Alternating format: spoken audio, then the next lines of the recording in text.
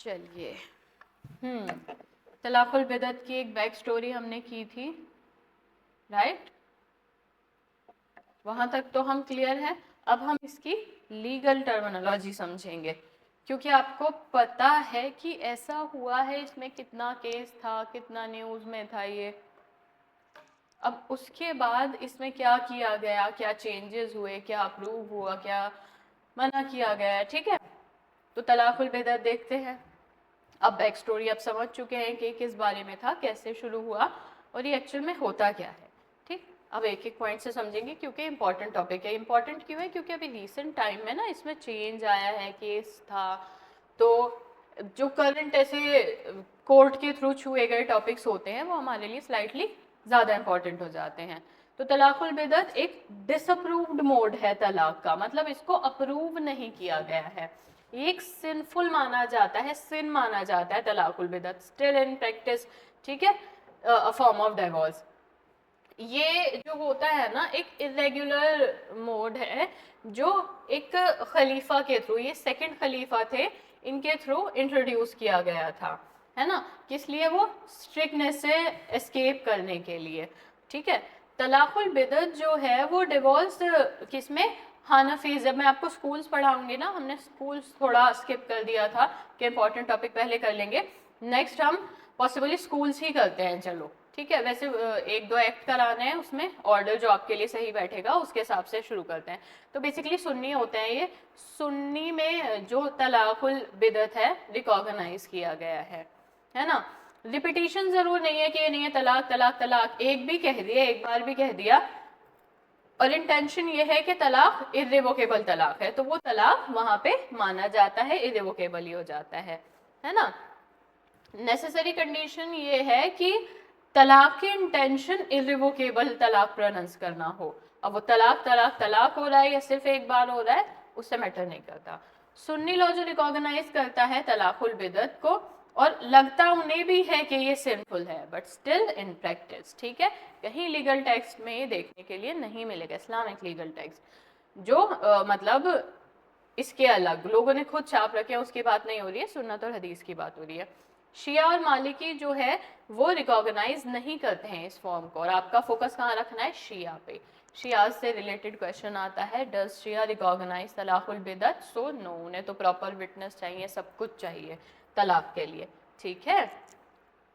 अब ये क्या था, कैसे होगी ये तलाक, रिक्वायरमेंट्स क्या हैं, क्या? अब जब इसको इतना इजी बना रखा है कि एक सिटिंग में, एक ही बारी में जाकर 3 बार तलाक तलाक तलाक कह दिया है और तलाक हो गई है, तो क्या इसकी कोई भी रिक्वायरमेंट नहीं है? कोई एक तो रिक्वायरमेंट होगी ही ना, जो चाहिए होगी, कुछ तो फॉलो करना ही पड़ेगा, कोई तो प्रोसीजर बनाया ही होगा इसका भी। तो इसकी रिक्वायरमेंट, नेसेसरी रिक्वायरमेंट क्या है? अब 3 प्रोनाउंसमेंट, अब ये है कि 3 बार तलाक तलाक भी नहीं, लेकिन एक बार तलाक कहा जाता है, तो जनरली माना जाता है कि 3 प्रोनाउंसमेंट कहो उसको।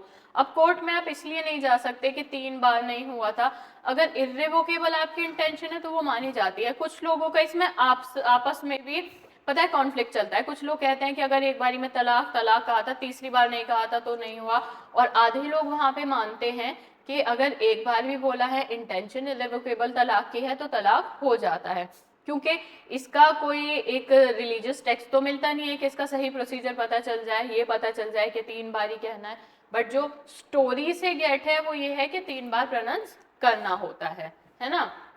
और ये भी एक सिंगल तुहर में, और मुझे नहीं लगता कि ये चीज भी फॉलो की जाती है, बिकॉज अगर आप तुहर का पीरियड तक का वेट करेंगे तो वो वहां पे पीरियड ऑफ कूल डाउन मिल जाता है, बट रिटर्न में ये होता है कि इन पीरियड ऑफ तुहर, ये एडवाइजेबल है, मैंडेटरी नहीं है, यहाँ पे मैंडेट नहीं किया हुआ उसको, इट इज जस्ट एडवाइजेबल। अब यहाँ पे वन सेंटेंस में ही कह दो 3 बार तलाक तलाक तलाक, है ना? या फिर एक बार कह दो और आपकी इंटेंशन वैसी हो जाए, बस प्रोनाउंस करना है आपका। अब यहाँ तो 3 प्रोनाउंसमेंट कह रहा है, अब सेकंड क्या है, अगर सिंगल प्रोनाउंसमेंट भी है तो भी इंडिकेट कर रहा है कि इंटेंशन जो है इर्रिवोकेबल तलाक है, हसन या हसन के तरीके से नहीं दी जा रही है, इंटेंशन मैटर कर रही है, तो वो माना जाता है कि हो गया है। 3 बार उसको प्रोनाउंस करना ज्यादा नहीं फोकस किया जाता है, ठीक है? अब क्या पढ़ रहे हैं कि ये जो तलाक होती है ना, इस ये इर्रिवोकेबल है, आज प्रोनाउंस हुई, जैसे यहाँ पे प्रोनाउंस की गई, और यहाँ से एक मिनट ही बीता मान लो, तो ये इस 1 मिनट में भी ये हस्बैंड के साथ इनका रिलेशन जो है वो टूट जाता है। ठीक है, अब ये कंप्लीट सेपरेशन होना पड़ेगा, ऐसा नहीं है अभी तलाक हुआ है और नेक्स्ट मिनट कुछ हो सकता है। कंप्लीट सेपरेशन, कोई फॉर्मेलिटी नहीं है, अब यहाँ पे ये दोनों बिल्कुल मैरिटल टाई से अलग हो गए हैं। ऑल्दो जनरली इसमें भी इद्दत होती है और लड़की जो है इद्दत के बाद ही शादी करती है, क्योंकि इद्दत का एक दूसरा रीजन भी तो है ना, avoid the confusion of pregnancy, तो वहां पे उस चीज को लेकर इसके बाद भी इद्दत ही है, 3 महीने की है, लेकिन इस तलाक में भी 3 महीने की इद्दत के पीरियड में रिवोक नहीं हो सकती, क्योंकि दिस तलाक इज इररिवोकेबल। ऑलराइट, इसमें भी ऐसा नहीं किया जा सकता कि आप चाहो तो उसको रिवोक कर दो। अब एक क्या चीज कही गई है कि जो तलाकुल बिदअत है ये इम्प्रॉपर है। बहुत सारे ऐसे हैं, किस केस में कहा गया था, सारा भाई वर्सेस राबिया भाई में कहा गया था। आपको बहुत सारे केसेस, जब तक हम लैंडमार्क केस पे आएंगे। अच्छा एक बात बताओ जल्दी से, लैंडमार्क केस का नाम बताओ तलाकुल बिदअत के, तलाकुल बिदअत के लीडिंग केस का नाम बताना मुझे। गुड। तो लीडिंग केस पे आने से पहले भी ऐसा नहीं था ना, पहली बार उसी में ही आया, कई बार कोर्ट गया था। ठीक है, शाहबानो, तथागत, सोचो, चलो उसके अलावा भी कई बार ये बातें कोर्ट में गई थी और इसके ऊपर बातें हुई थी, कहा गया था क्या हो रहा है नहीं हो रहा है। तो अब यहाँ पे हम समझेंगे कि फजलुर रहमान वर्सेस आयशा में क्या कहा गया कि ये जो तलाक की वैलिडिटी होती है ना, इस पे क्वेश्चन किया जाना चाहिए। अब आप यहाँ पर खड़े हैं और आपने 3 बार तलाक तलाक तलाक प्रोनाउंस कर दिया, अब आपकी इंटेंशन कोई दिमाग में नहीं घुस के निकालेगा कि ट्रिपल तलाक थी, हसन ऐसा था। ऑल तो सर्कमस्टांस से निकाली जा सकती है, हस्बैंड से पूछा जा सकता है, बट व्हाट इफ वो झूठ बोल रहा हो। अब एक बार एक मतलब सोचिए, रिश्ता इनकी शादी को अगर 40 ईयर्स हो गए थे, वो एक बार खड़ा होता है और 3 बार तलाक तलाक कहता है, और ये 40 ईयर्स का रिश्ता खत्म विद इन अ सेकेंड। ठीक है, विद इन अ सेकेंड ये रिश्ता खत्म, मैटर ही नहीं करती कोई और चीजें। इसीलिए क्वेश्चन उठाए गए इसके ऊपर। आपको अगर लिखने के लिए आएगा कि अपना व्यूज दीजिए, तो आप क्रिटिसाइज ही करेंगे, सवाल ही नहीं उठता कि इसके पॉइंट में, इसके अप्रूवल में कुछ लिखा जाए कि क्वेश्चनेबल क्यों है, कि भाई मतलब 1 सेकंड के अंदर 3 प्रोनाउंसमेंट पे रिश्ता कैसे खत्म हो सकता है, और जिसमें रिवोक करने की कोई गुंजाइश नहीं है। और सबसे बड़ी आर्ग्यूमेंट तो कुरानिक लॉ पे ही होती है कि अगेंस्ट है कुरानिक लॉ के, one hand you are Mohammedan, one hand you follow Islamic law, one hand you are saying that Islam is my religion and I follow the text of Quran and tradition of Prophet, and on the other hand what you are doing, triple तलाक। Triple तलाक फिर जो text आप follow कर रहे हैं उसमें तो लिखा ही नहीं है। जब कोर्ट में ये केस भी गया था तब कोर्ट ने ये बोला था कि हमारी नहीं मानोगे, किसी की नहीं मानोगे, अपने खुद के टेक्स्ट की तो मानोगे, आपका टेक्स्ट तो अप्रूव ही नहीं कर रहा। वहां पे साफ साफ लिखा है ऐसी कोई तलाक जायज नहीं है, ऐसी कोई तलाक जायज नहीं है जहां पर रिवोक करने की गुंजाइश ना हो। तथागत मैं मेंटेनेंस का थोड़ी नहीं पूछ रही हूँ, ठीक है, ऐसी कोई सी भी तलाक जायज नहीं है जिसमें रिवोक करने की गुंजाइश ना हो। तो कोर्ट का सबसे पहले ये सवाल था कि ये तो आपके टेक्स्ट से ही जायज नहीं है, आप लोग इसको मान कैसे रहे हो, प्रैक्टिस कर कैसे रहे हो इस चीज की। जब कोर्ट में केस गया था, तो जब कोई चीज कुरानिक लॉ के ही अगेंस्ट है, हम ऊपर अभी अभी पढ़ के आए हैं कि कुरानिक लॉ के हिसाब से तलाक कैसे होगी, या तो एहसन होगी या हसन होगी, ठीक है, ये तो अप्रूव्ड फॉर्म ही नहीं है, फिर आप इसको प्रैक्टिस कैसे कर रहे हो। तो कोर्ट ने कहा कि मतलब बिल्कुल आप बाउंड ही नहीं है इफेक्ट देने के। इस केस में बेसिकली क्या हुआ था, फजलुर रहमान वर्सेस आयशा में जब ये बात निकली कि डाइवोर्स अगेंस्ट कुरानिक लॉ है, ठीक है, तो कोर्ट बाउंड नहीं है कि तलाक को इफेक्ट दे। अब ऐसा इसलिए कहा गया कि if you are following any religion, ठीक है, तो आपने कोई चीज अगर आप धर्म के हिसाब से डिसाइड कर रहे हो, तो धर्म में वो चीज या तो सही होगी या गलत होगी, दो ही तो बातें होंगी, या तो धर्म उस चीज को एक्सेप्ट करेगा या डिनाई करेगा। अब आपका धर्म कह नहीं रहा है, आपका धर्म क्या है, कुरान और हदीस से गवर्न हो रहा है। आपका कुरान कह नहीं रहा है कि ट्रिपल तलाक से तलाक हो जाता है, कुरान मना कर रहा है इररिवोकेबल डाइवोर्स को और कहता है कि मैं रिकॉग्नाइज नहीं करता।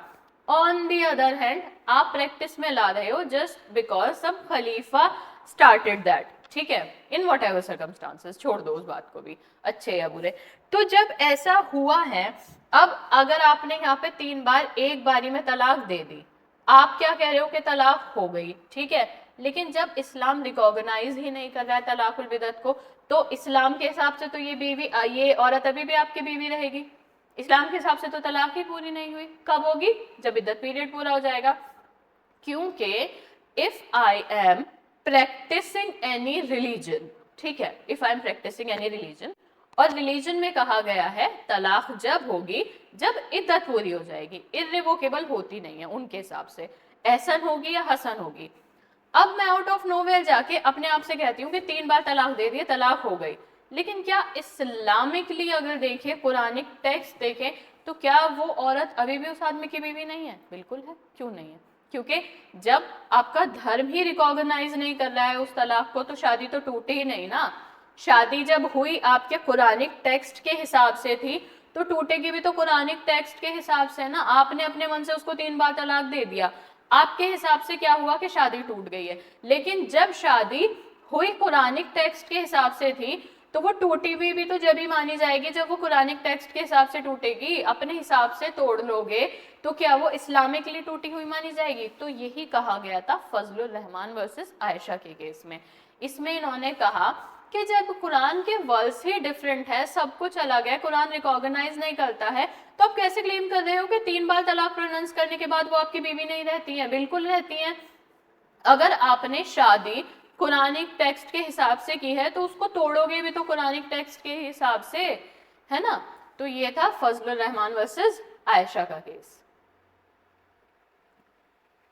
अब सारी तलाक हम ऑलमोस्ट, सारी नहीं, मेजर तलाकें पढ़ चुके हैं जो प्रैक्टिस में होती हैं। तलाकुल सुन्नत दोनों तरह की पढ़ी, एहसन और हसन, और तलाकुल बिदअत पढ़ी जिसे ट्रिपल तलाक कहते हैं। अभी हमारी पूरी नहीं हुई है, लेकिन बीच में हमें एक पॉइंट पढ़ना जरूरी हो जाता है, वो होता है रिवोकेशन का। अभी हम तलाकुल बिदअत आगे कंटिन्यू करेंगे, केस लॉ पढ़ेंगे, लेकिन ये बीच में किस लिए करना पड़ता है? क्योंकि हमें एक पॉइंट पे रिवोकेशन समझनी पड़ती है, ये चीज समझ के। अब रिवोकेशन, एक बात बताओ, तलाक एहसन में रिवोकेशन कब हो रहा है? जब वो एक बार तलाक दे दिया, 3 महीने की इद्दत है, इद्दत पूरी हो गई है 3 महीने की, और हस्बैंड ने या वाइफ ने बीच में रिवोक नहीं की है, तो ये पीरियड ऑफ रिवोकेशन हो गया। तलाक एहसन में 3 महीने के बाद, यानी आफ्टर द एक्सपायरी ऑफ इद्दत पीरियड। अब ये आपके लिए क्वेश्चन आते हैं प्री में कि पॉइंट ऑफ रिवोकेशन क्या है।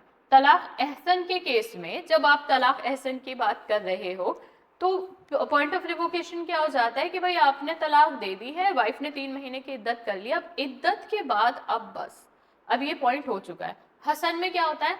हसन में हमने पढ़ा था, यहाँ पे एक बार प्रोनाउंस, फिर 1 मंथ रुकना है, फिर यहाँ प्रोनाउंस करना है, फिर रुकना है 1 मंथ, फिर यहाँ प्रोनाउंस करना है, फिर यहाँ इद्दत। इस पॉइंट पे आके आपकी मैरिज रिवोक हो रही थी, तो हसन में ही हो गया। तो तलाक एहसन में कब रिवोक हो रहा है? जब इद्दत का पीरियड एक्सपायर हो जाता है। तलाक एहसन में, हसन में कब हो रहा है?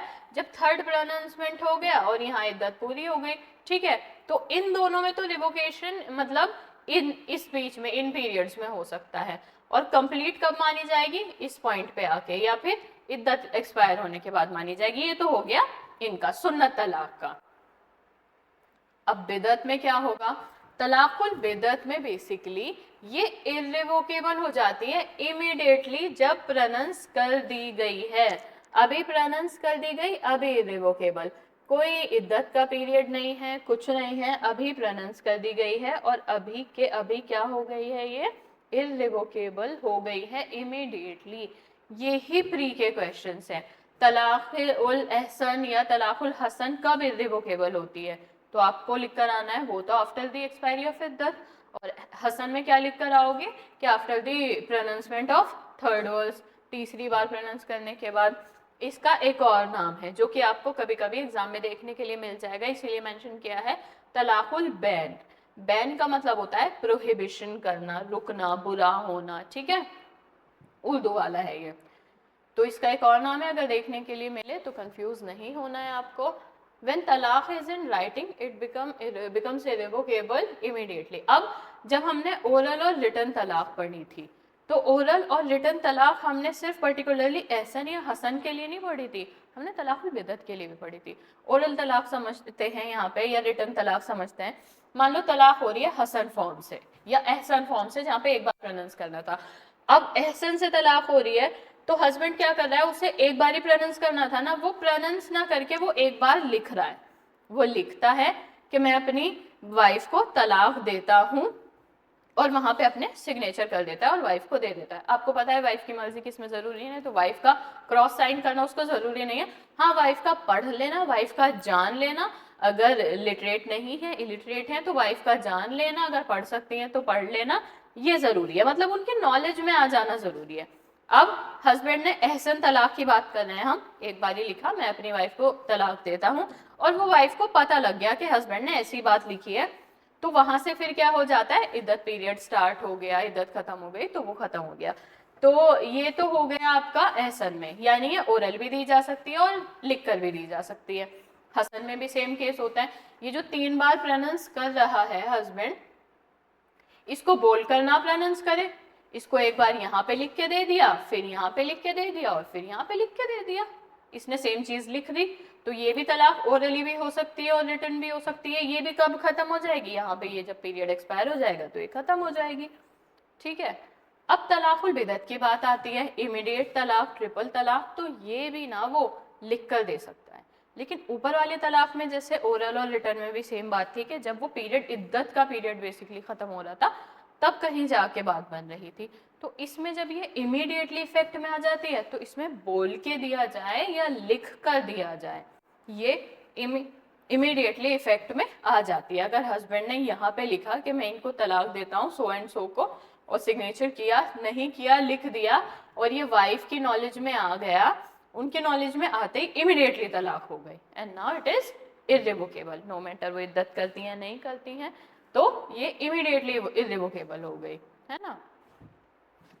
अब यहाँ पे एक और केस इंपॉर्टेंट है, रशीद अहमद वर्सेस अनीसा खातून का। अब मुझे बताइए, क्लियर है आप लोग यहाँ तक? क्लियर हैं हम लोग यहाँ तक तो कोई कंफ्यूजन नहीं है। देखो एक बात ये है कि तलाक की बात कर रहे हैं हम, ओके पूर्वा, तलाक की बात कर रहे हैं। इस केस में क्या हुआ था ना कि एक आदमी था, आदमी का नाम मैंने मेंशन किया होगा, गयास था शायद से, है ना, गयासुद्दीन नाम था इनका। तो इन्होंने क्या किया कि अपनी वाइफ को तलाक दी, इमीडिएट तलाक तलाक तलाक कह दिया। अब तलाक तलाक तलाक कह दिया तो तलाक तो इर्रिवोकेबल दिया, अब तलाक तो हो गया, इनके बच्चे भी थे, सब था। तो जब इन्होंने प्रोनाउंस किया तलाक का, तो उसके बाद क्या हुआ ना, ये इन्होंने अपनी वाइफ के साथ रहना नहीं छोड़ा। इंपॉर्टेंट केस है, जैसे यहाँ पे ये मिस्टर जी हैं, गयास नाम टफ हो जाएगा, तो यहाँ पे मिस्टर जी हैं, समडे इन्होंने मान लो कि 1 जून को इन्होंने यहाँ पे तलाक प्रोनाउंस कर दिया, ठीक है। अब ये इमीडिएटली इफेक्ट में आ गया तलाक। मिस्टर जी की वाइफ थी शायद मिसेस, जो भी मेरे नाम नहीं ध्यान आ रहा, उसमें देखेंगे ए। अब क्या हुआ कि मिस्टर जी ने मिसेस ए को तलाक दिया ऑन 1 जून। कैसा तलाक दिया? इर्रिवोकेबल तलाक दिया, तो वो तो इमीडिएटली इफेक्ट में आ गया, है ना, उसको रिवोक थोड़ी कर सकते हैं। फिर क्या हुआ, इनके बच्चे भी थे, इन दोनों ने क्या किया कि साथ रहना कंटिन्यू रखा। थोड़ा बहुत एक आध दिन, एक आध हफ्ता का रहा झगड़ा वगड़ा, तलाक वलाक का केस, इन्होंने ना तो किसी को बताया ही ऐसा कुछ खास, पर ये साथ रहते रहे।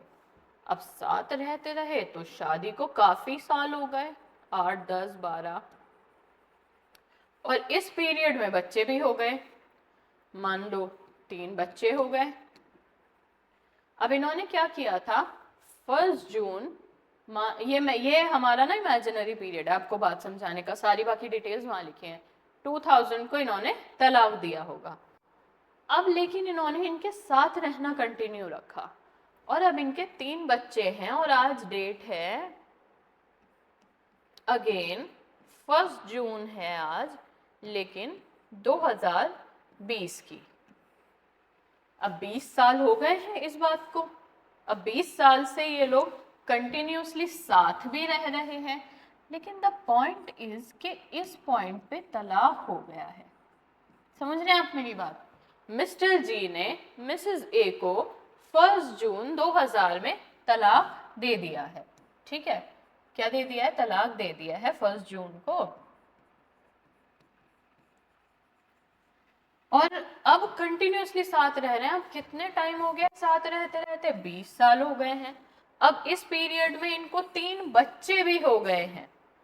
अब कोई बात उठती है, पता लगता है कि तब तलाक हो गया था, वाइफ को भी याद आता है, पता लगता है कि इन्होंने तलाक दिया था, उनका भी दिमाग जाता है, जो भी ये बात आती है कोर्ट में जैसे तैसे।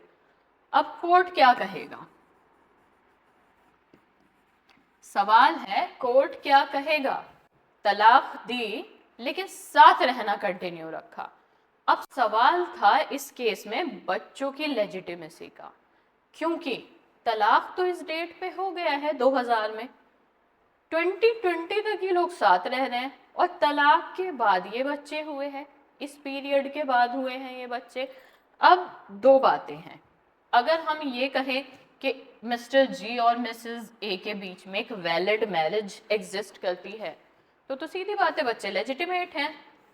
अब अगर 2000 में तलाक हुआ है और 2020 तक ये दोनों साथ साथ रह रहे हैं और उस पीरियड में इनके बच्चे हुए, तो वैलिड मैरिज तो नहीं है इनके बीच में, तलाक इर्रेवोकेबल थी। अब बच्चे लेजिटिमेट है या इलेजिटिमेट है? अब बताइए। चलिए लिखिए, अपना अपना व्यू लिखिए। प्रॉपर केस के नोट्स दिए हैं मैंने आपको, अच्छे से पढ़ना। सिचुएशन बेस्ड क्वेश्चन बहुत आते हैं डीजेएस में, और ये जो मैंने इसमें 3 केस इतना लंबे लंबा करके मेंशन किया है ना, वो डीजेएस की वजह से ही किया है, क्योंकि वो ऐसी ना स्टोरी बना के भेज देता है ABC करके, और आपको वहाँ पे डिसाइड करके आना होता है। तो अब कम से कम आपके पास कुछ स्टोरीज हैं कि आपको इस तरह के क्वेश्चन आंसर करने में मेंस में मदद मिल जाएगी। पहले तो आप मुझे यहाँ पे इनके बच्चों का बताइए, लेजिटिमेट हैं इलेजिटिमेट हैं, क्या है? बच्चे लेजिटिमेट हैं या बच्चे इलेजिटिमेट हैं? क्या लगता है आपको? स्टोरी समझ आई है ना? सही बात है, इलेजिटिमेट होने चाहिए। क्यों होने चाहिए इलेजिटिमेट? यहाँ तो तलाक हो गया है ना, है ना? यहाँ तो तलाक हो गई है। अब यहाँ 2020 तक ये साथ रहते भी रहे और शादी के टूटने के बाद बच्चे हुए, तो कोर्ट क्या कहेगा? कोर्ट तो यही कहेगा ना कि बच्चे जो हैं वो इलेजिटिमेट हैं। सिंपल सी बात है, बच्चे लेजिटिमेट हैं, कोई और रास्ता हो ही नहीं सकता इसका। वेरी गुड प्रीति। तो अब इसमें कोर्ट ने इनको ये कहा कि पहले तो आपने तलाक दे दी, और तलाक दे दी, तलाक के बाद साथ रहना कंटिन्यू रखा, फिर वो औरत तो आपके ऊपर इस्लामिक टेक्स्ट के हिसाब से हराम थी, प्रोहिबिटेड थी आपके लिए, लेकिन फिर भी उसके साथ sexual intercourse which is amounts to जिना। जिना क्यों हो जाएगा? क्योंकि वो अब उनकी बीवी नहीं थी, और जो बच्चे पैदा हुए वो आउट ऑफ जिना हुए, तो आउट ऑफ जिना बच्चे इलेजिटिमेट। तो कोर्ट ने बच्चों का स्टेटस क्या बताया? इलेजिटिमेट बताया, क्योंकि कोर्ट ने कहा कि अगर इन्होंने इर्रिवोकेबल तलाक दी थी, फिर भी ये अनीसा खातून के साथ रहने लगे, उनको अपनी वाइफ जैसा ट्रीट करते थे, बच्चों को लेजिटिमेट ट्रीट करते थे, तो इनके ट्रीट करने से कुछ नहीं हो जाएगा। जब तलाकुल बिदत के इनके 5 बच्चे हुए थे जो ट्रिपल डिवोर्स के हुए थे, तो कोर्ट ने कहा इलेजिटिमेट हैं, आप उनके साथ क्यों रहे? तलाक तो हो गया था ना, आपकी गलती है। अब अगर वो कहें कि मैं उससे दोबारा शादी कर लूंगा, तो दोबारा भी शादी नहीं कर सकते। फिर यहाँ पे आपको पता है किसका कॉन्सेप्ट आ जाता है ना? दोबारा भी शादी नहीं कर सकते। तो कोर्ट ने बच्चे इलेजिटिमेट बताए।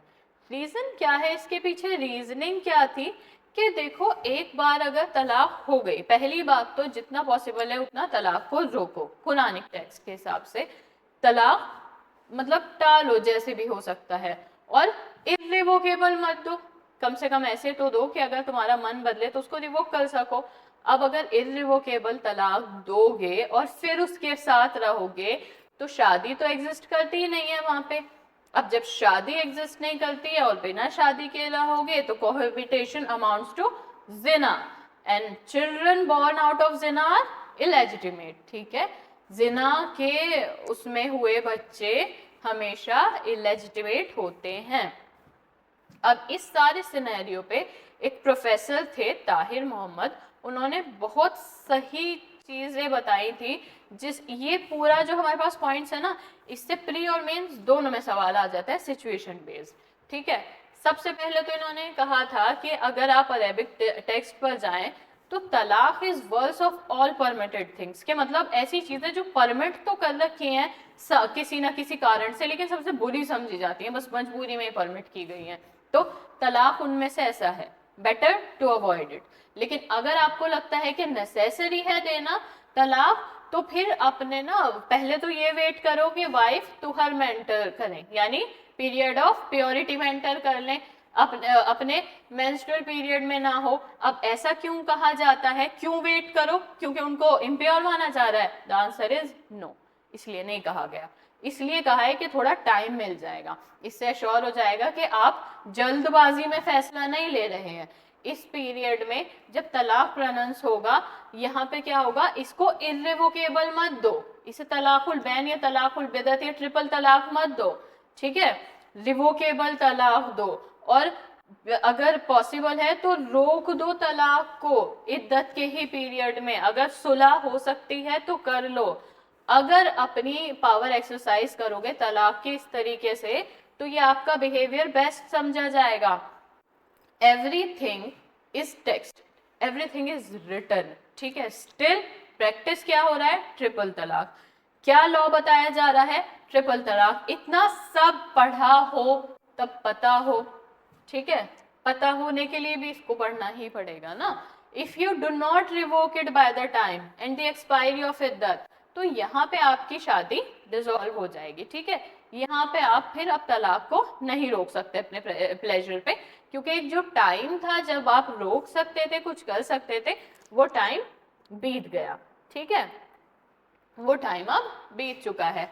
अब यहाँ पे क्या कह रहा है? If you have revoked the pronounce of the first time, first time मतलब यहाँ हसन की बात हो रही है, जैसे यहाँ प्रोनाउंस कर दिया था लेकिन यहाँ पे यहीं किसी पीरियड में रोक दिया, या दूसरी बार प्रोनाउंस ही नहीं करा, तो ऐसे में करा है तो फिर उसे दोबारा प्रोनाउंस मत करो।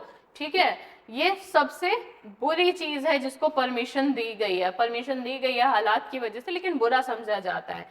ठीक है, लेकिन अगर किसी वजह से आपको लग रहा है कि भाई बहुत नेसेसरी है, प्रोनाउंस तो करना पड़ेगा दोबारा, यानी हसन में यहाँ प्रोनाउंस किया था, यहाँ भी प्रोनाउंस करना पड़ेगा, तो अवॉइड करो जब तक wife is free from her menstrual period, यानी ये भी तुहर में ही दो। अब तुहर क्यों कहा गया है?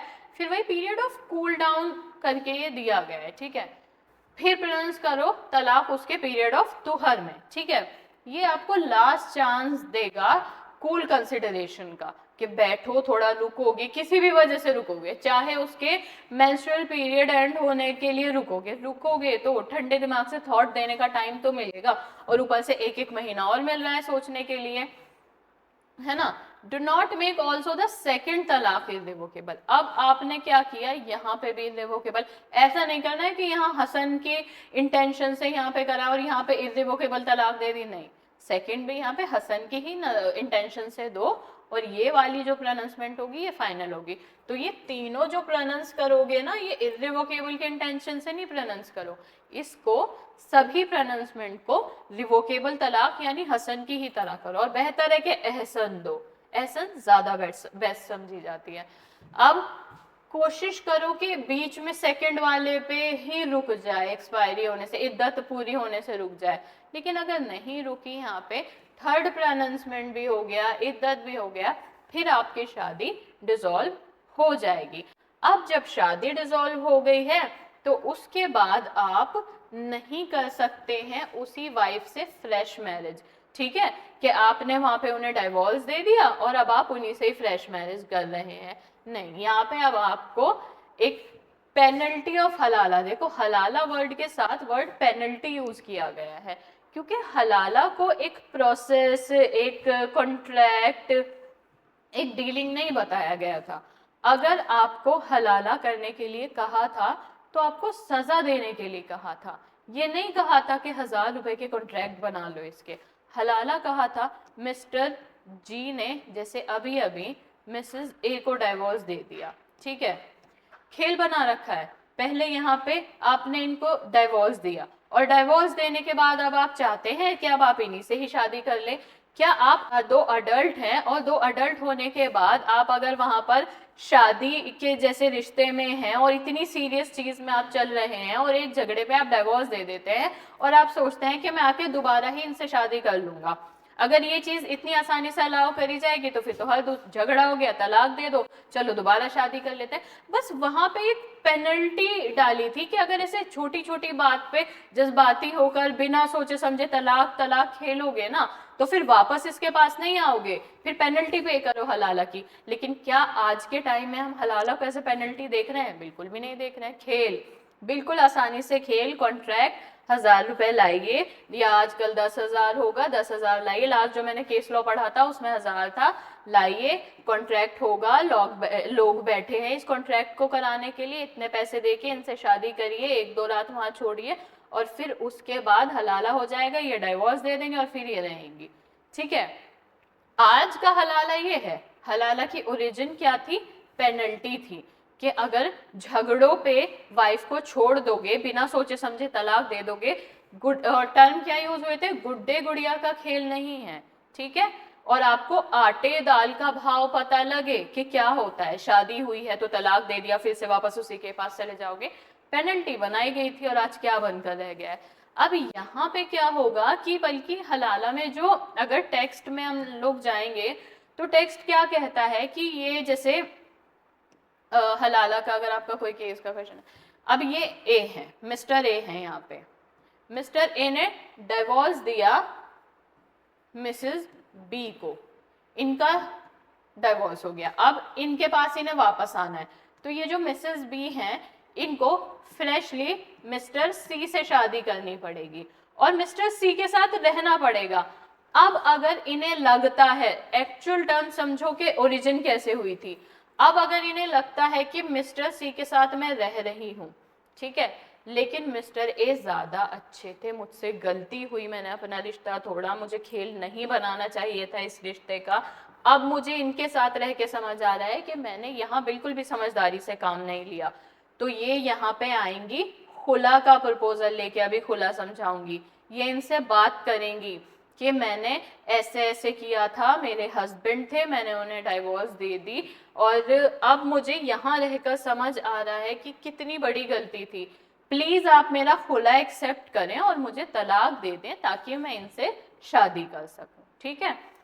साफ साफ मना लिखा है कि बी और सी की शादी इसलिए कॉन्ट्रैक्ट नहीं की जाएगी कि वो इनको डाइवोर्स देके वहां जा सके। अगर इस शादी को करने की इंटेंशन ये वाला कॉन्ट्रैक्ट होगा ना, ये कॉन्ट्रैक्ट होगा कि इनसे डाइवोर्स लेके इनके पास जाना है, ना तो शादी वैलिड होगी ना हलाला वैलिड होगा, बट नोबडी रीड्स, ठीक है, नोबडी गो इन डेप्थ। अगर ये कॉन्ट्रेक्चुअल इंटेंशन से की जाएगी इनके पास वापस जाने के लिए, then it won't amount a valid हलाला।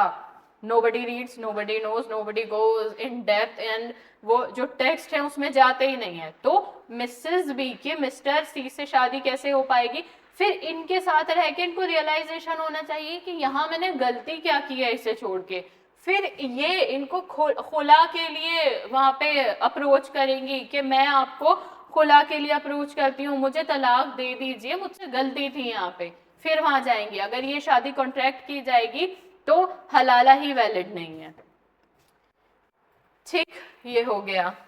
अब लास्ट मैंने इसमें ये जो बात अभी बताई है एग्जांपल वो इन 3 लाइन में है। अब ये सिंपल प्रोसीजर था डाइवोर्स का कि जो मिसअंडरस्टूड भी किया जा रहा है, किसके थ्रू किया जा रहा है? Majority of Muslims themselves. किस वजह से किया जा रहा है? उनके इग्नोरेंस के लिए, क्योंकि उन्होंने वो टेक्स्ट कभी पढ़ा ही नहीं है कि वो आखिर कहता क्या है, ठीक है, जो चल रहा है चलाए जा रहे हैं। ट्रिपल डाइवोर्स का ओवरव्यू। अब इसमें क्या होता है कि ये सबसे ज्यादा डिसअप्रूव्ड फॉर्म है क्योंकि ये कुरानिक टेक्स्ट से जायज़ नहीं है। और वो जो मैंने आपको बताया था ना सेकंड खलीफा वाला, हज़रत उमर वाला, कि सीरिया, इजिप्ट, पर्शिया से जब कनकर हुआ था वहाँ पे बहुत सारी विमेन आई थी, ये वो वाली स्टोरी है। और वहाँ पे अरब के लोग उनसे शादी करना चाहते थे। ये मैंने आपके लिए प्रॉपर स्टोरी लिख रखी है, आप पढ़ सकते हैं। अब मुझे बताइए, यहाँ तक क्लियर है? हम यहाँ तक तो कोई कंफ्यूजन नहीं है? अब हम आते हैं इस केस लॉ पे, Shayara Bano versus Union of India. Alright Purva, अब ये साइटेशन वगैरह मैंने डाल दी है, अगर आपका डिटेल पढ़ने का मन करे तो इसको एक बार पढ़ लेना, अंडरस्टैंडिंग भी हो जाएगी। बैकग्राउंड क्या था कि जो शायरा बानो थी एक मुस्लिम वुमेन थी, उन्होंने चैलेंज किया था कि जो प्रैक्टिस चल रही है आजकल ट्रिपल तलाक की, तलाक बिदत की, या पॉलीगैमी की, या निकाह हलाला की, वो इस्लामिक नहीं है, वो टेक्स्ट में नहीं पाई जाती है, वो सही नहीं है, वो होनी ही नहीं चाहिए। वही बात है कि सब नहीं पढ़ते हैं, कोई एक पढ़ लेता है तो वो ट्राई करता है चेंज लाने का, ठीक है। तो इसमें उन्होंने अपने वही पॉइंट्स दिए थे कि एक तो आर्बिटरी है और अनकॉन्स्टिट्यूशनल भी है, अगर हम धर्म पे भी नहीं जा रहे हैं तो, और फंडामेंटल राइट्स का वायलेशन हो रहा है वो अलग है ना। तो ये सारे ही इश्यूज इन्होंने अब रेज किए थे, ठीक। अब इनके हस्बैंड ने इन्हें ट्रिपल तलाक दे दी थी। जो मुस्लिम मैन थे जो डिवोर्स दे सकते थे अपनी वाइफ को, उनके पास ये आर्बिटरी पावर थी कि तलाक तलाक तलाक 3 टाइम 1 सिटिंग में हो तलाक हो गई। तो ये इसके अगेंस्ट खड़ी हुई थी। लीगल इशू क्या बने थे इस बात के कि जो ट्रिपल तलाक है, धर्म तो छोड़ ही दो, वो तो पुरानी बातें थी, वहां तक रुको, यहाँ आओ आज के ज़माने में। क्या कॉन्स्टिट्यूशनली वैलिड है ये तलाक? ठीक, क्या ये वायलेशन नहीं करती है फंडामेंटल राइट्स का मुस्लिम वुमेन के? क्या एक सिटिंग में आप अपनी बीवी को 3 बार तलाक तलाक तलाक कहकर इतनी बड़ी रिस्पॉन्सिबिलिटी से आज़ाद हो सकते हैं? ठीक है। क्या ये प्रोटेक्टेड है फ्रीडम ऑफ रिलीजन में? क्या ये कहा जाएगा कि आप ट्रिपल तलाक में मत घुसिए, ये हमारा धर्म मानने का अधिकार है? तो फिर हम धर्म में घुसेंगे क्योंकि धर्म में भी अधिकार नहीं है, ठीक है। अगर हम फंडामेंटल राइट्स में नहीं घुसेंगे तो हम धर्म में घुसेंगे क्योंकि धर्म में भी अधिकार नहीं, हम कहीं भी घुसेंगे और हम इसको इलीगल साबित कर देंगे। और वही हुआ इस केस में। आप फंडामेंटल राइट्स में नहीं घुसने दोगे, आप आर्टिकल 25 लेकर आओगे कि आपका रिलीजियस राइट है, तो हम आपके रिलीजन में जाएंगे क्योंकि रिलीजियस राइट भी नहीं है। इसीलिए केस ऐसा हुआ, मेजॉरिटी थी यहाँ पे 3-2 के रेशो में हुआ ये ट्रिपल तलाक का। अब देखते हैं इसमें क्या हुआ था। अब यहाँ पे सबसे पहला जो इन्होंने प्रिंसिपल दिया ना इस केस के अंदर, कि अगर रिलीजियस प्रैक्टिस की डॉक्ट्रिन्स भी हम देखें तो ये एसेंशियल नहीं है, रिलीजन प्रोटेक्ट नहीं करेगा। यहाँ पे आपका आर्टिकल 25 नहीं प्रोटेक्ट करेगा उस प्रैक्टिस को, ठीक है। ये आर्बिटरीनेस है, आप आर्बिटरीनेस नहीं कर सकते, इतनी ज़्यादा तो बिल्कुल भी नहीं। वो एक अच्छी खासी एज्ड औरत थी भाई, ठीक है। क्या कहा है इसमें कि जो Muslim women protection right of on marriage act आया 2009 पार्लियामेंट में, उन्होंने कहा कि जो आपका ट्रिपल तलाक है ये क्रिमिनलाइज्ड है, ठीक है। आपको अब सज़ा मिलेगी इसकी 3 साल की, ठीक है। और ये वॉइड और इलीगल दोनों है। जब हमने इसका इस्लामिक एस्पेक्ट पढ़ा तो इस्लामिक एस्पेक्ट में क्या रहा, कुरानिक टेक्स्ट से क्या क्या सिर्फ हो सकता है, तलाक एहसन और हसन हो सकता है। जब हमने इसका लीगल एस्पेक्ट पढ़ा तो लीगल में किस तरह गलत है, लीगल में ऐसे गलत है कि वायलेशन ऑफ फंडामेंटल राइट्स है, बिल्कुल उसमें मतलब कोई जगह ही नहीं बचती है कॉन्स्टिट्यूशन में, ऐसी बहुत आर्बिटरी प्रैक्टिस है। तो लीगली भी पढ़ लिया हमने क्यों गलत है, और रिलीजियसली भी पढ़ लिया क्यों गलत है। और आप एक बहुत अच्छा आंसर लिख कर आ सकते हो। आप रिलीजियस एस्पेक्ट दिखा सकते हो कि कुरान में कहीं भी ट्रिपल तलाक के बारे में बात नहीं की गई है, हसन और एहसन मेंशन है, कुरान में मेंशन है कि तलाक इररिवोकेबल नहीं, रिवोकेबल होना चाहिए, मोहलत होनी चाहिए। अब पहला पॉइंट इसे हटा दो, दूसरा पॉइंट क्या लेकर आओगे, अनकॉन्स्टिट्यूशनल है, और यहाँ पे वायलेशन है फंडामेंटल राइट्स का, एक आर्बिटरी प्रैक्टिस है। तो आपके पास लीगल और रिलीजियस दोनों पॉइंट्स हैं इसके अगेंस्ट देने के लिए। अच्छा खासा आंसर लिख सकते हो इस पे, ठीक है। और क्या क्या हुआ, सुप्रीम कोर्ट ने कहा ट्रिपल तलाक अनकॉन्स्टिट्यूशनल है, ये रोकना चाहिए इसको कॉन्स्टिट्यूशनल वैल्यूज के लिए। और women's right reform personal law India, ये एक और केस था, ठीक है। अब यहाँ तक इतना जितना पढ़ाना ट्रिपल तलाक पे बहुत था, आपको एक बड़ा सा आंसर लिखवाने के लिए, या आपकी कोई अगर सिचुएशन बेस्ड भी क्वेश्चन आ जाता है उसको सॉल्व करने के लिए, प्री मेंस अगर आपसे इंटरव्यू में भी कभी पूछ लिया जाता है, तो ये सारे डाउट्स के लिए ट्रिपल तलाक पे हम ऑलरेडी बहुत पढ़ चुके हैं। अब मुझे बताइए यहाँ तक तो क्लियर है आप लोग? ट्रिपल तलाक में या हसन और अहसन तलाक में कोई कंफ्यूजन तो नहीं बची है आप लोगों को? अब हम यहाँ से बिल्कुल ही तलाक का एक अलग तरीका पढ़ेंगे, इसीलिए आप मुझे बताइए यहाँ तक ठीक है ना हम? अब एक तो हमने ये सारी चीजें पढ़ ली, अब हम एक बिल्कुल डिफरेंट तरह के तलाक पे आते हैं। ये प्रैक्टिस नहीं होती हैं उतनी ज़्यादा, है ना। अब वो जो ऊपर हमने पढ़ी ना, इसीलिए हम उनको एक अलग डिवाइडेशन रखते हैं, क्योंकि वो तलाक तो प्रैक्टिस में है, हसन हुई, एहसन हुई, ट्रिपल तलाक हुई, है ना। अब आपको पता लग गया है कि उसे क्यों क्रिमिनलाइज किया गया, क्यों बंद किया गया, अब आपके पास अच्छा है।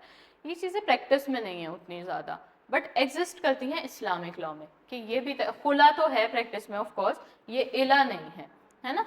इस ये इला है, और इला प्रैक्टिस में उतना नहीं है, देखा नहीं जाता है। इसमें बेसिकली क्या होता है ना कि हस्बैंड है, हस्बैंड समहाउ अपनी वाइफ को अपनी माँ से कंपेयर कर देता है। कंपेयर मतलब कि तुम मेरे लिए मेरी माँ जैसी हो। अगर एक मैरिड रिलेशनशिप में हस्बैंड ये कहेगा अपनी वाइफ को कि तुम मेरे लिए मेरी माँ जैसी हो, या बहन जैसी हो, या किसी भी एक प्रोहिबिटेड डिग्री वाले रिलेशनशिप से जहाँ एब्सोल्यूट प्रोहिबिशन है, ऐसी किसी जगह कंपैरिजन करेगा, तो वो चीज़ क्या हो जाएगी ना, फिर वो अब उसने एक इंटेंशन से दिखा दी, एक अपना माइंड दिखा दिया कि वो उस फीमेल को कह रहा है कि तुम मेरे लिए माँ जैसी हो, बहन जैसी हो, तो वहाँ पे फिर उस औरत के साथ सेक्सुअल इंटरकोर्स नहीं होता, मतलब एक सही तरीका नहीं समझा जाता।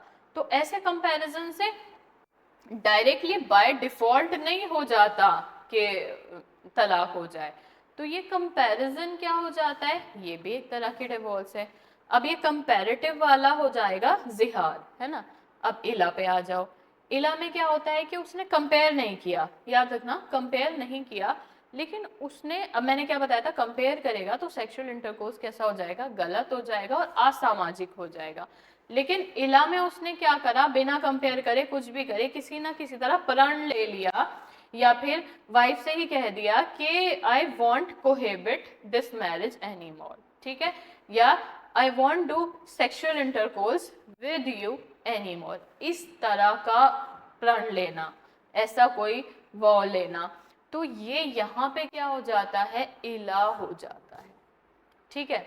तो क्या होता है इला में, इला में बेसिकली ऐसा होगा कि जो हस्बैंड है वो किसी ना किसी तरीके से ऐसा प्रॉमिस कर लेगा और ऐसी बात वाइफ से कहेगा कि I won't perform any kind of sexual intercourse with you, एक पहला ये प्रॉमिस, और उसके बाद इंटरकोर्स ना करना, है ना।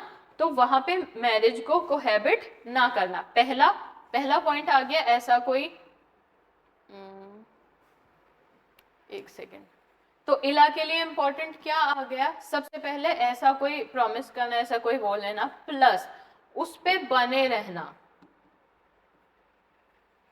उसको एग्जीक्यूट भी करना, उस पे बने रहना, उस पे टिके रहना, और ऐसा ना करना। पहले तो आपने कह दिया आई won't perform any kind of sexual intercourse with you, ठीक है, और आप अपनी बात को एग्जीक्यूट करके दिखा रहे हैं, आप बने रहे अपनी बात पे, आपने नहीं किया, तो ऐसी चीज से हाँ एक ऑटोमेटिक डिवोर्स नहीं होता। पहला तो सबसे बड़ी बात यह है कि वाइफ को इस चीज से राइट मिल जाता है डाइवोर्स का, ये सबसे बड़ा राइट मिलता है इससे वाइफ को डाइवोर्स का। हस्बैंड ऐसा कुछ कह रहा है, ऐसा कुछ कर रहा है, तो जाके डाइवोर्स ले लो। क्या कह रहा है, where husband was had attend majority, और ये भी मेजोरिटी अटेंड करने के बाद ये उसमें नहीं कर सकते आप कि आप मेजर नहीं है, और साउंड माइंड है, वो swears by God that he will not have sexual intercourse with his wife, ऐसा कोई प्रण लेता है कि I won't perform any sexual intercourse with you, और वो करता भी नहीं है, तो फिर क्या होता है कि यहाँ पे वाइफ अपना ऑब्जर्व करने लगेगी, इद्दत, और बात खत्म, फिर वहां पे क्या हो जाएगा, इला हो जाएगा, वैलिड इला हो जाएगा। लेकिन अगर सिर्फ ऐसे स्वेयर करता है और मीन नहीं करता, या आगे कोहैबिट कर लेता है मैरिज को, तो फिर बात नहीं खत्म होती, डाइवोर्स नहीं होता। यहाँ पे ये है कि अगर एक बार उसने प्रण लिया इस चीज का, तो इसमें कम से कम 4 महीने तक वो अपनी बात पे टिकना चाहिए। कि 4 महीने, कितना टाइम वेट करना है वाइफ को? 4 मंथ्स। कि उसने पहले तो प्रण ले लिया इस चीज का, वो कर लिया, प्रॉमिस ले लिया, और फिर एब्सटेन कर रहा है from intercourse with his wife for 4 months, 4 marriage. तो फिर वो वहां पे अगर आप जाके कोर्ट में डाइवोर्स ले रहे हो या नहीं ले रहे हो, उससे कोई फर्क नहीं पड़ता। 4 महीने बाद आपकी शादी डिसॉल्व हो जाएगी। अब एग्जाम में कैसा क्वेश्चन आएगा आपके लिए इंपॉर्टेंट क्या है इसमें पढ़ना, जो आपसे एग्जाम में पूछा जाता है इला से रिलेटेड। आपसे एग्जाम में इला में पूछा जाता है, सबसे पहले इला में क्या इंपॉर्टेंट है, क्या कर रहा है हस्बैंड? वो कर रहा है ना? और कितने महीने का पीरियड है वेटिंग पीरियड? 4 मंथ्स का। बस ये 2 क्वेश्चन है इला से आपके लिए। पहला क्या करता है और कितने मंथ रुकना है, और 4 महीने बाद आपकी अगर इन 4 महीनों में किसी भी तरह का सेक्सुअल इंटरकोर्स परफॉर्म नहीं हुआ है तो आपकी शादी खुद ब खुद रिजॉल्व हो जाएगी। ना आपको कोर्ट जाना है, ना आपको कोई और डिग्री लेनी है, ना तलाक प्रोनाउंस करवाना है सामने वाले से, कुछ भी नहीं कराना। अगर आपने एक प्रण ले लिया और 4 महीने तक आप अपने प्रण पे बने रहे, तो चौथे महीने में जब चौथा महीना एंड होगा तो आपकी डाइवोर्स कंप्लीट हो चुकी होगी। सेम लीगल रिजल्ट होगा जिससे जाके डाइवोर्स की डिग्री लेके आए हो। अब इसमें क्या जानने के लिए आपको, ना तो आपको कोर्ट जाना, ना हस्बैंड को तलाक प्रोनाउंस करना, कोई भी किसी भी तरह का ऐसा इशू होगा ही नहीं, उठता ही नहीं है इसमें। 4 महीने बाद आपका डाइवोर्स हो चुका होगा। बताइए इला समझ में आया? सिर्फ ये 2 चीजें हैं जो एग्जाम में आती हैं इला को लेकर। आप मुझे बताइए इला समझ आया आपको? आपके प्री के लिए इंपॉर्टेंट 4 महीने, ये पीरियड याद रखना, पूछ लेते हैं कि कितने महीने सेक्सुअल इंटरकोर्स नहीं करना है कि इला हो जाएगा, तो 4 महीने।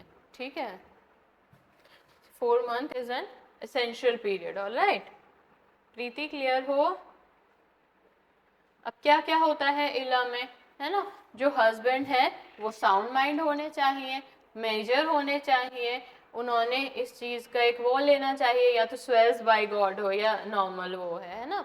और यहाँ पे कोई उसके बाद वाइफ के साथ कोई भी सेक्सुअल इंटरकोर्स नहीं होना चाहिए। अगर बात सिर्फ यहीं तक है कि उन्होंने ऐसा कोई प्रण ले लिया है but still having intercourse with wife, तो फिर वो इला नहीं होता, है ना? फोर्थ क्या है कि जो आपका वो है वो सेक्सुअल इंटरकोर्स से रोकेगा। क्या टाइम पीरियड, कितना टाइम? 4 मंथ। ऑलराइट प्रीति, 4 मंथ्स का पीरियड है, तो ये 4 एसेंशियल होंगे तो इला हो जाएगा। ऐसा नहीं है कि जब सिर्फ यहाँ पे वो ऐसा कोई प्रण ले लेंगे और सेक्सुअल इंटरकोर्स हो रहा है तो इला हो जाएगा, नहीं, फिर नहीं होता। ठीक है, और 4 महीने का पीरियड बहुत पूछा जाता है एग्जाम में, आपके लिए बहुत इंपॉर्टेंट पीरियड है ये। ज़्यादातर ये प्रैक्टिस में नहीं है, इला नहीं देखा जाता उतना कि इला परफॉर्म किया जा रहा है, डिवोर्स की डिक्री होती है। ठीक है, अब क्या कह रहा है, और फिर उसके बाद कोई लीगल प्रोसीडिंग रिक्वायर नहीं है कि आप जाएंगे वहाँ पे कोई कोर्ट में डिक्री होगी। सिर्फ ये जो 2 स्कूल के नाम है, नहीं आपका क्वेश्चन नहीं आता है वैसे, अशरी और शैफिया, ये कहते हैं कि कोर्ट में भी अप्लाई करो डिग्री के लिए। सुन्नी लॉ ऐसा कुछ रिकॉग्नाइज नहीं करता। सुन्नी लॉ कहता है कोई लीगल प्रोसीडिंग रिक्वायर्ड नहीं है, इला हो गया, 4 महीने हो गए, नो सेक्सुअल इंटरकोर्स, आपका डिवोर्स हो चुका है। लेकिन इला कैसे कैंसिल होता है? अब इला कैंसिलेशन कैसे होगा? या तो हस्बैंड सेक्सुअल इंटरकोर्स को ही 4 महीने के पीरियड के बीच में कर देगा, या अगर सेक्सुअल इंटरकोर्स भी परफॉर्म नहीं करता है तो एक वर्बल रिस्ट्रिक्शन दे देता है कि भाई मैंने ऐसे वर्ड्स बोले थे, मैं मीन नहीं करता हूँ, ऐसा कुछ नहीं है ना? तो फिर चाहे सेक्सुअल इंटरकोर्स होता है या नहीं होता है, उस बात से मैटर ही नहीं करेगा। अगर वो अपना वर्बली भी उस चीज में बोल देते हैं तो इट इज सफिशिएंट। और ये प्रैक्टिस नहीं है, इंडिया में नहीं है, बस आपके एग्जाम के लिए इंपॉर्टेंट है। ठीक है, इला हो गया कंप्लीट। अब हम आते हैं जिहार पे। क्लियर है ना हम लोग? पूरा इला हो गया। जिहार मैंने आपको कंपैरिजन बताया था ना शुरू में ही कि कंपेयर करता है वाइफ को, कंपैरिजन वाला पार्ट जिहार का है। जिहार में क्या होगा कि जो हस्बैंड है, जो सेन है, अडल्ट है, अब वो ऐसा कोई कंपैरिजन कर ले, अपनी वाइफ को कंपेयर कर रहा है, मदर से कंपेयर कर रहा है, या किसी भी प्रोहिबिटेड डिग्री वाली फीमेल से कर रहा है, यानी बहन से कर रहा है मेजरली, कि तुम मेरे लिए माँ जैसी हो या तुम मेरे लिए बहन जैसी हो। अब ऐसी सिचुएशन में फिर सेक्सुअल इंटरकोर्स को तो प्रोहिबिट किया ही जाएगा ना। फिर वहां पे अब किसकी ये, अब ये कोई भी कारण नहीं है कि उसने क्या किया, ये मिस्टर ए है, मिस्टर ए ने क्या किया कि अपनी वाइफ से, जो इनकी वाइफ है, इनसे कहा कि तुम मेरी माँ जैसी हो या तुम मेरी बहन जैसी हो, और डाइवोर्स हो गया। नहीं, ऐसा नहीं होता। अगर इस आदमी ने ऐसा किया है कि अपनी वाइफ को ऐसे शब्द बोले हैं, तो ये माना जाता है। अब ये फॉर्म ऑफ डाइवोर्स है क्यों, ये समझते हैं। देखो, वाइफ का रिश्ता अलग होता है और माँ बहन का रिश्ता अलग होता है। माँ और बहन के रिश्ते में आप वो फिर सेक्सुअल इंटरकोर्स प्रोहिबिट हो जाता है, वो एब्सोल्यूट प्रोहिबिशन में आ जाता है। तो ये सारी चीज़ें होती हैं। अब क्या बात हुई ना कि जब सेक्सुअल इंटरकोर्स प्रोहिबिट है ऐसे रिलेशनशिप में, और आप अपनी वाइफ को वो चीज़ें बोल रहे हो, and then again you are consuming your marriage, तो वो थोड़ा डिसरिस्पेक्टफुल होता है। तो ऐसे में वाइफ को राइट दिया गया है। किसको राइट दिया गया है? वाइफ को राइट दिया गया है कि अगर आपका हस्बैंड ऐसी कोई कंपैरिजन कर रहा है, ऑफ कोर्स ये डिसरिस्पेक्टफुल है वाइफ को माँ से कंपेयर करना। तो अब अगर वो ऐसी कोई कंपैरिजन कर रहा है, तो अब आपके पास राइट है कि आप रिफ्यूज कर दो सेक्सुअल इंटरकोर्स के लिए, और चाहो तो जाके डिवोर्स की डिक्री फाइल कर दो, है ना, डिवोर्स के लिए अप्लाई कर दो। तो यहाँ पे ऑटोमेटिकली नहीं हो रहा है डिवोर्स कि उसने कंपेयर किया, तुम मेरे लिए माँ जैसी हो, तुम मेरे लिए बहन जैसी हो, और जाके फटाफट से डिवोर्स हो गया। ऐसे नहीं होता। अगर वो कंपेयर कर रहा है तो कंपैरिजन के पास बाद वाइफ का राइट अराइज होता है। पहले कंपैरिजन हुआ, कैसे चल रहा है ये पूरा फ्लो? पहले जो हुआ कंपैरिजन हुआ, कंपैरिजन के बाद वाइफ का राइट अराइज हुआ। अब राइट वाइफ एक्सरसाइज करती है या नहीं करती है ये देखना पड़ेगा। कोई भी ऑटोमेटिक डाइवोर्स नहीं है यहाँ पे। तो अब अगर वाइफ ऐसे में क्या कर सकती है, उनका राइट है कि वो रिफ्यूज कर दें फिर जो सेक्सुअल इंटरकोर्स है। अब यहाँ पे क्या होगा, उनको सजा देंगे वो इस चीज के लिए कि नहीं, फिर वो क्या करेंगी, जाएंगी जुडिशियल डाइवोर्स के लिए। इन केस ऑफ जिहार जाकर डाइवोर्स लेनी पड़ेगी, जुडिशियल प्रोसीडिंग करनी पड़ेगी, है ना। इला के केस में ऐसा नहीं है। इला के केस में क्या है, 4 महीने एक्सपायर हो गए, तलाक हो गया, ठीक है। 4 महीने तक सेक्सुअल इंटरकोर्स परफॉर्म नहीं हुआ, उन्होंने पहले वो किया था, फिर उसके बाद उन्होंने 4 महीने तक उनसे दूर रखा, तो वहां पे इला हो गया, आपको कोर्ट जाने की जरूरत नहीं है। लेकिन कंपैरिजन के केस में, कंपैरिजन के केस में ये डिसरिस्पेक्टफुल माना जाता है कंपैरिजन, इसलिए एक राइट अराइज होता है, ठीक है, कि how can you compare your wife with your mother and then आप मैरिज को हैबिट भी कर लेते हो। तो वो वहां पे वाइफ को राइट दे रहे हैं कि रिफ्यूज, एंड उनको सजा दो। सजा कैसे दोगे? एक तो सबसे पहले refusal to cohabit and then go to court, file for judicial separation for the divorce. तो ये है, ये जिहार है। अब एक बात बताओ, इला और जिहार समझ आया? आगे फिर बताती हूँ, बताओ जिहार समझ आया? यहाँ तक कंफ्यूज तो नहीं हो किसी बात से? चलिए हम आगे कंटिन्यू करते हैं। अब यहाँ तक तो हो गया। अब इंग्रेडिएंट क्या है भाई, वो समझदार होना चाहिए। ये नहीं कोई ल्यूनेटिक है या माइनर है, उसे समझ नहीं है, ऐसा नहीं होना चाहिए, ठीक है। अब दूसरा क्या एसेंशियल है कि उसे कंपेयर किया हो उसने वाइफ को मदर से या किसी भी फीमेल से जो एक प्रोहिबिटेड डिग्री में है रिलेशनशिप में, ठीक है। और इसके बाद क्या एसेंशियल है इसका, कि फिर वाइफ के पास राइट है कि वो क्या करेंगी, रिफ्यूज करेंगी। किस बात को रिफ्यूज करेंगी? सेक्सुअल इंटरकोर्स परफॉर्म करने को रिफ्यूज करेंगी, ठीक है। तो यहाँ पे वाइफ के पास राइट है। अब उनसे अलग करेंगे खुद को और सेक्सुअल इंटरकोर्स के लिए मना करेंगे, वाइफ के पास राइट है।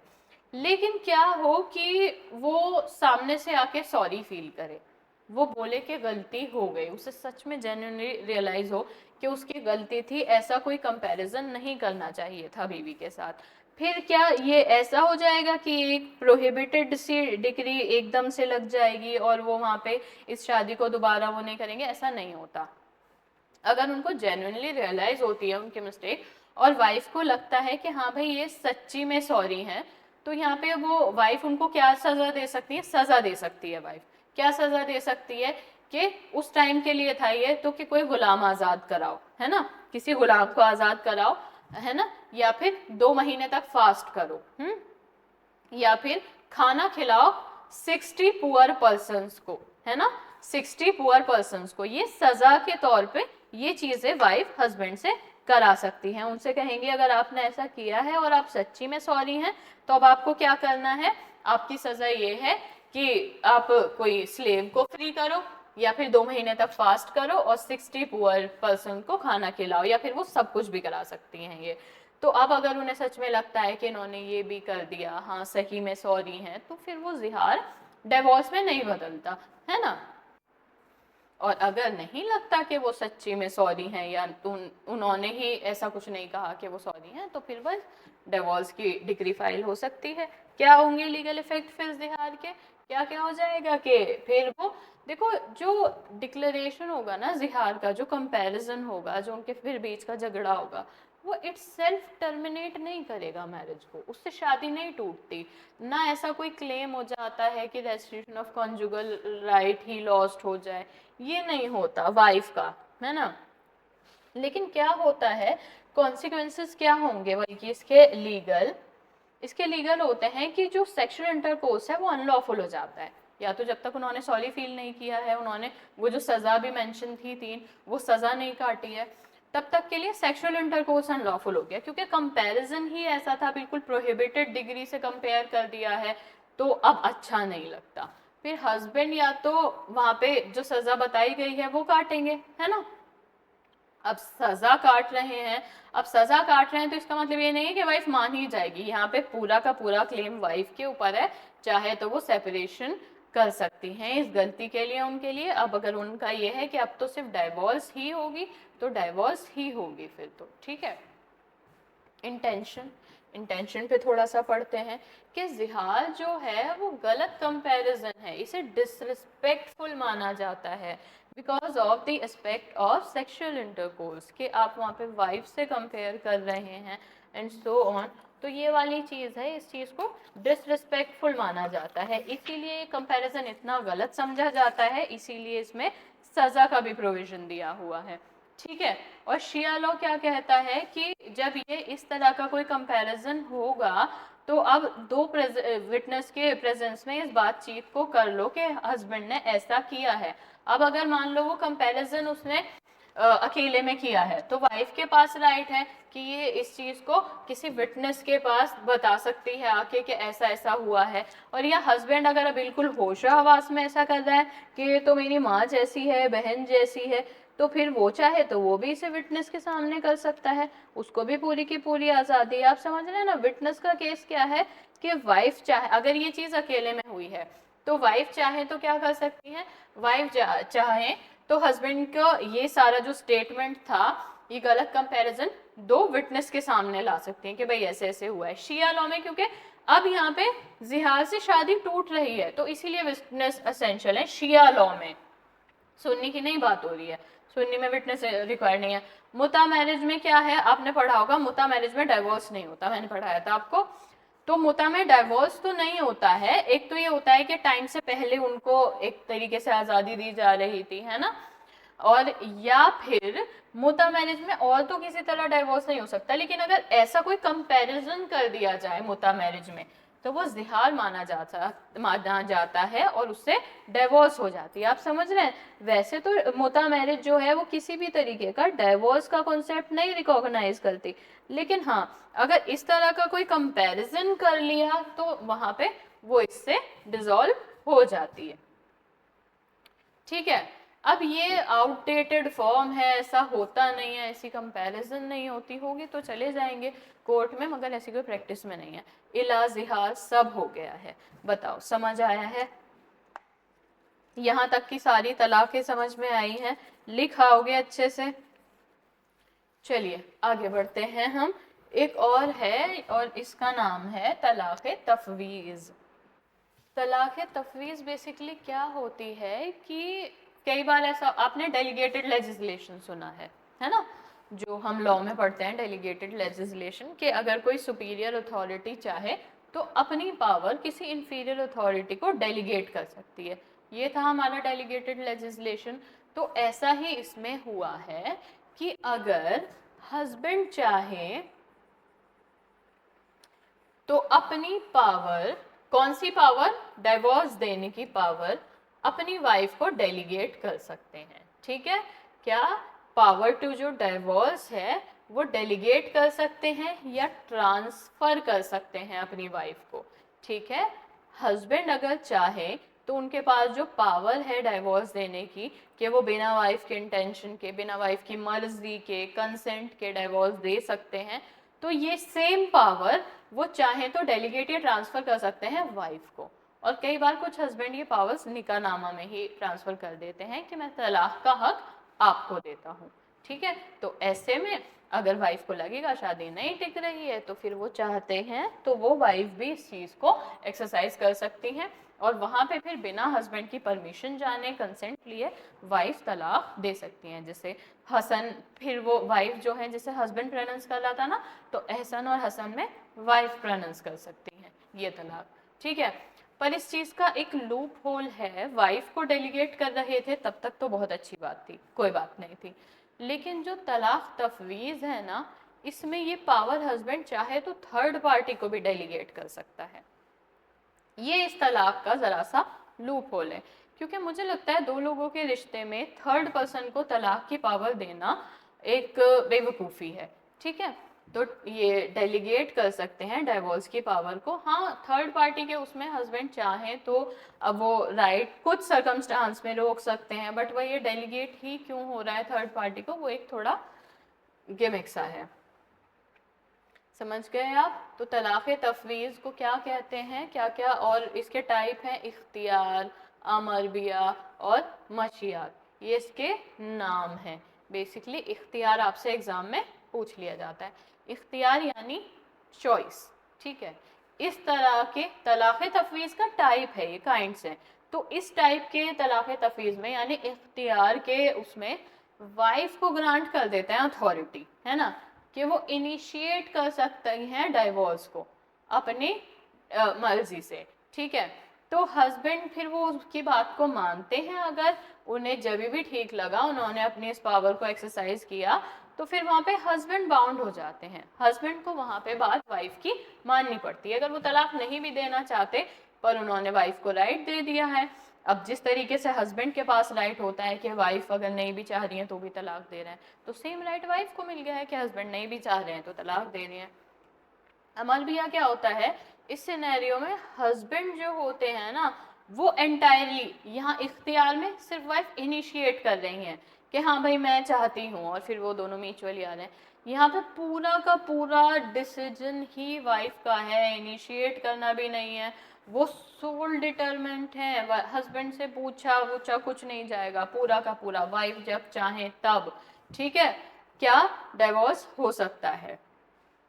अब प्लेजर यानी मशीयत, यहाँ कैटेगरी है कि तलाक तफवीज़ मतलब हस्बैंड की पावर जो जा रही है, तो हस्बैंड कहता है अपनी वाइफ को कि अपने खुद के जजमेंट पे, मतलब अपनी मर्जी से देगा वही, और कि वाइफ अपने खुद के जजमेंट पे वो बिल्कुल फ्री है, कि अगर उनकी चॉइस है, पर्सनल प्रीफरेंस है, सर्कमस्टांसेस हैं, उन्हें लग रहा है नहीं रहना तो वो नहीं रहेंगी। तो ये सारी बात बेसिकली क्या है, राइट है।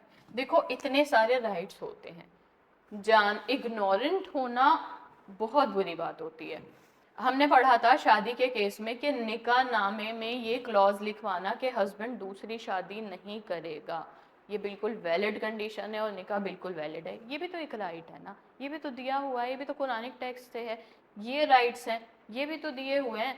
प्रॉब्लम कहाँ आती है कि इग्नोरेंट होते हैं, पता ही नहीं होता है कि क्या है क्या नहीं है। कितने सारे राइट्स पढ़ चुके हैं हम, 10% भी नहीं पता होंगे, है ना। अब एलिजिबिलिटी क्या है, जो तलाक तफवीज़ हो रही है इंडिविजुअल को, जो डेलीगेटेड डाइवोर्स है, वो एक एज ऑफ मेजॉरिटी और साउंड माइंड पे होनी चाहिए, और ये दोनों ही पार्टी के लिए है। जो अपनी पावर डेलीगेट कर रहा है वो भी मेजर हो, वो भी साउंड माइंड हो, उसको पता हो कि वो क्या पावर डेलीगेट कर रहा है, और साथ साथ जिसको डेलीगेट की जा रही है, अब जब उसे वो चीज़ यूज़ कर देगी वो, तो उसको भी तो पता हो कि वो जो उसको पावर डेलीगेट की गई है वो कैसे यूज़ करनी है, कब यूज़ करनी है। तो दोनों का ही सेन और साउंड माइंड होना बहुत ज़रूरी है ना। हस्बैंड्स पावर टू प्रोनाउंस तलाक इन स्पाइट ऑफ तफवीज़। एक बात बताइए, मेरे पास एक कंप्यूटर है, ठीक है, और जैसे गाड़ी मान लीजिए, कंप्यूटर छोड़िए, मेरे पास एक गाड़ी है और मैंने आपसे कहा कि आपका जब मन करे, अगर जब भी आपको कहीं जाना हो, आप मेरी गाड़ी लेकर जा सकते हैं, आपको पूरी पूरी इजाज़त है, आपको मुझसे पूछने की ज़रूरत नहीं है। मैंने बल्कि डुप्लीकेट चाबी बनवा दी है, एक आपके पास रहेगी एक मेरे पास रहेगी, या मेरा कोई फ्लैट है, मैंने बोला जब आपका दिल करे जब आप आ सकते हैं। इसमें मैंने आपको एक की कॉपी कराई और आपको दे दी कि आप इसे, ना तो मुझसे पूछने की ज़रूरत है, मैं आपको पूरा राइट्स देती हूँ, आप उसमें आए रहें कुछ भी करें, ठीक है। लेकिन अगर मैं आपको अपना राइट दे रही हूँ तो क्या बाद में मैं उस कार को यूज नहीं कर पाऊंगी? क्या मैं उस फ्लैट में नहीं रह पाऊंगी अगर मैंने आपसे कहा है तो ये सेम चीज है। हस्बैंड ने अपना जो राइट था, अपना पावर था, वो डेलीगेट किया है। इसका मतलब ये नहीं है कि उसके पास से चला गया है। जब हस्बैंड अपनी पावर वाइफ को डेलीगेट कर चुका है कि आप चाहें तो अपने प्लेजर पे, चॉइस पे, इख्तियार पे मुझे डाइवोर्स दे सकती हैं, तो ठीक है, वाइफ के पास राइट आ गया है। लेकिन वाइफ के पास राइट आ जाना क्या हस्बैंड का राइट खत्म कर रहा है? Answer is no. Even though husband ने अपनी पावर डेलीगेट कर रखी है, ठीक है, बात समझिए, हस्बैंड ने अपनी पावर वाइफ को डेलीगेट कर रखी है कि आप चाहें तो तलाक अपनी मर्जी से जब चाहें तब दे सकती हैं, मैं ये अपनी पावर्स आपको डेलीगेट करता हूँ, बहुत अच्छी बात है। लेकिन इस डेलीगेशन से हस्बैंड अपनी पावर खो नहीं देता। इन स्पाइट ऑफ, अगर वो चाहे तो वो भी तलाक दे सकता है, जो पावर है उसकी वो अपनी एक्सरसाइज कर सकता है पावर को। बताइए, तलाक तफवीज समझ आई? कोई कंफ्यूजन तो नहीं है? खुला हम कल करेंगे। ओके पूर्वा, तलाक तलीक में क्या होता है ना कि कंटीजेंट डाइवोर्स होती है। हस्बैंड वाइफ एक कंडीशन रख लेते हैं, जैसे मैंने बताया था ना, निकाह नामा में एक आप क्लॉज रख सकते हैं। जो हमने कंडीशन पढ़ी है ना निकाह की, तो वो कंडीशन ही जैसे ये रख देते हैं कि अगर हस्बैंड दूसरी शादी नहीं करेंगे, ये एक फ्यूचर इवेंट पे हमने निकाहनामा में लिख लिया, एक लाइन है बस प्रीति, ये कर लीजिए, खुला हम कल करेंगे, ठीक है। तो अगर आपने लिख दिया ये कहीं पे कि मतलब अगर हस्बैंड दूसरी शादी करता है तो मैं उसको डाइवोर्स दे दूंगी। अब क्या होता है कि आपने पहले ही निकाहनामा में मेंशन कर दिया, तो ये वैलिड कंडीशन में पढ़ा था हमने, बिल्कुल वाइफ ऐसी कंडीशन रख सकती है। हस्बैंड भी एक वैलिड कंडीशन रख सकता है कि ये मेरे घर में रहेंगी रीजनेबली, और मैं मेरे पेरेंट्स से मिलूंगा, ये अपने पेरेंट्स से मिलेंगे, सब कुछ रहेगा, तो ये क्लॉज भी डाल दिया। तो ये क्या होगा, ये फ्यूचर इवेंट्स हैं। अब जो ये कंडीशन पे शादी हुई है, अगर उस कंडीशन का इन्फ्रिंजमेंट होगा, उसका ब्रीच होगा, तो उनके पास राइट टू डाइवोर्स आ जाएगा ना। तो ये तलाक तकलीद वही है कि जो हमने कंडीशंस पढ़ी थी ना, कि एक कंटिजेंट डाइवोर्स होती है टू हैपनिंग और non happening of certain future events पे होती है, कि अगर ऐसा हो गया तो डाइवोर्स, ऐसा नहीं हुआ तो डाइवोर्स। तो ये तलाक तकलीद होती है। जनरली हानफी लॉ ही रखते हैं, लेकिन कंडीशन तो निकाहनामा में कोई भी रख सकता है, और कंडीशन का ब्रीच वहां पे राइट देता है डाइवोर्स का। Now we are done. आज के लिए खुला हम करेंगे कल, क्योंकि खुला बहुत बड़ा टॉपिक है। बताइए, क्लियर हैं आप यहाँ तक? कोई कंफ्यूजन तो नहीं है? प्रीति, पूर्वा, तथागत, किसी तरह की कोई कंफ्यूजन तो नहीं है? ऑल चलिए ठीक है, थैंक यू सो मच।